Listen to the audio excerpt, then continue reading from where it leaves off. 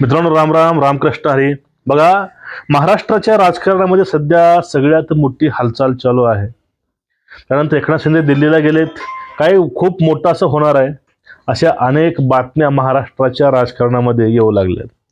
त्यामध्येच अंबादास दानवे बोललेत की काहीतरी मोठा खेळ होऊ शकतो, काहीतरी मोठा खेळ होणार आहे.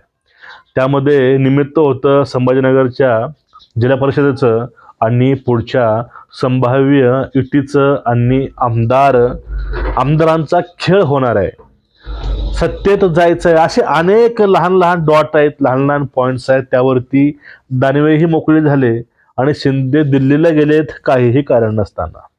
ह्या 2-3 बातम्या आल्या की एकच ह्या मीडियामध्ये काही अनेक रुमर्स, अनेक असे काही नेरेटिव्ह आहेत, हे ऑटोमॅटिक पसरतात.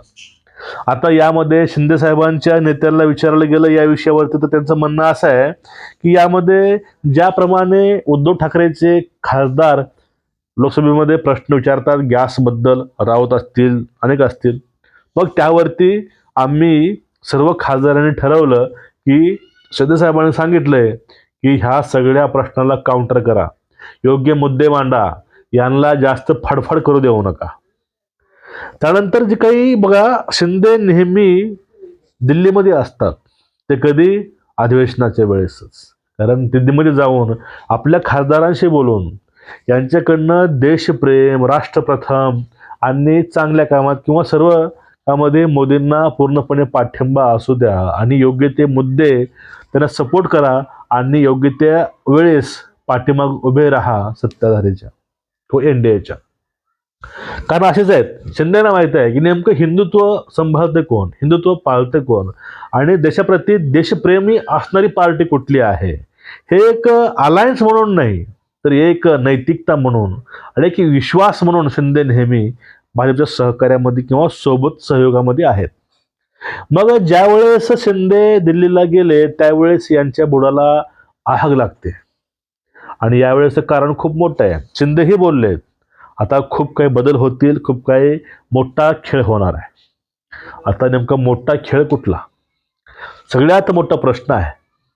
सध्या उद्धव सेना फक्त शिल्लक सेना आहे अशी राहिलेली आहे.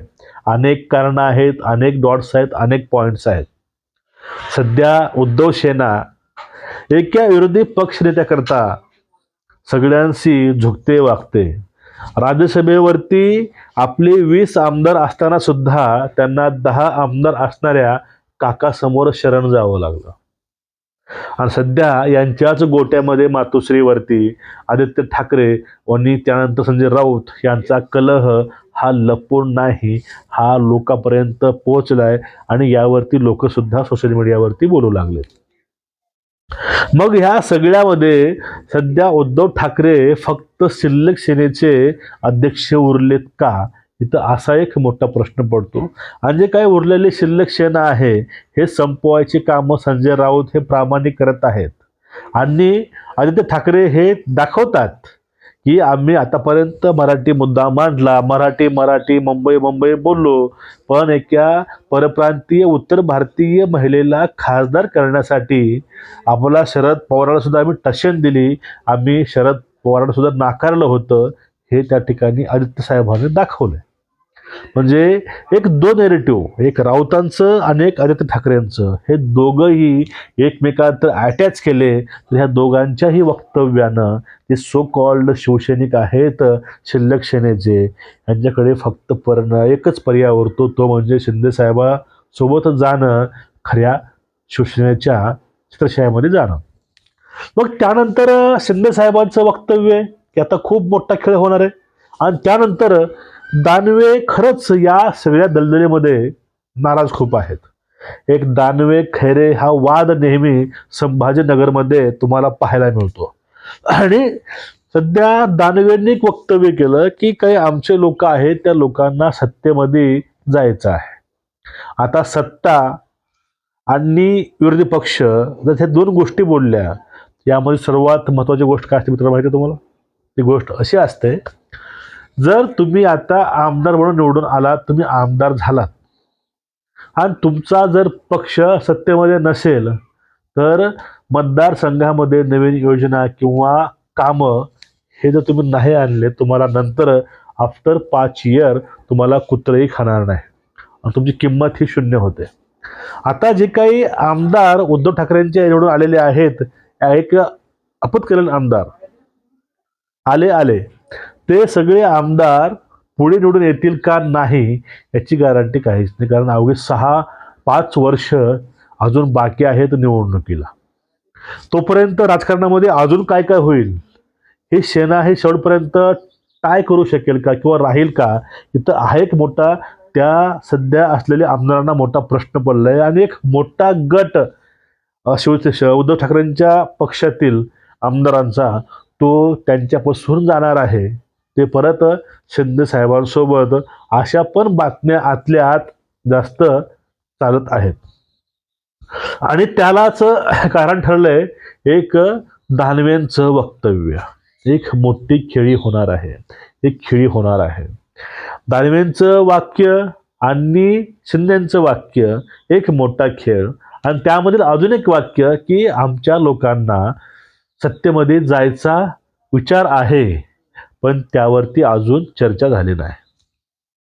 असे अनेक गोष्टी आहेत. पण एकनाथ शिंदे साहेब ज्या वेळेस दिल्लीमध्ये जातात त्यावेळेस काहीतरी चर्चा, काहीतरी विषय होतोच, एवढं मात्र नक्की आहे. पण एकूणच जर राजकारण पाहिलं गेलं, हे राजकारण खरंच मानावं लागेल. एक मागे मी यांच्या भाषणातलं एक वाक्य ऐकलं होतं. ते वाक्य असं होतं, ते परबांना बोलत होते. त्यावेळेस ते बोलले होते की आम्ही ज्यावेळेस बंड केला, का बंड केला हे तुम्हालाही माहिती आहे. आम्ही तो बंड केला, आम्ही ती रिस्क घेतली, कारण आम्हाला कुठलंही पद, मंत्रीपद, आम्ही त्याला लाता मारल्या 8 मंत्र्यांनी आणि इकडं आलो, बंड केला. पुढे आमचं काय होणार हे आम्हालाही माहिती नव्हतं, पण आम्ही ती रिस्क घेतली. का रिस्क घेतली ते आता कळतंय. शिंदेंना संधी मिळाली, त्यांनी सोनं केलं. आत्ताही त्यांचा अजेंडा हा भक्कमपणे, ठामपणे एकच आहे, जो अजेंडा बाळासाहेबांच्या शिवसेनेचा होता.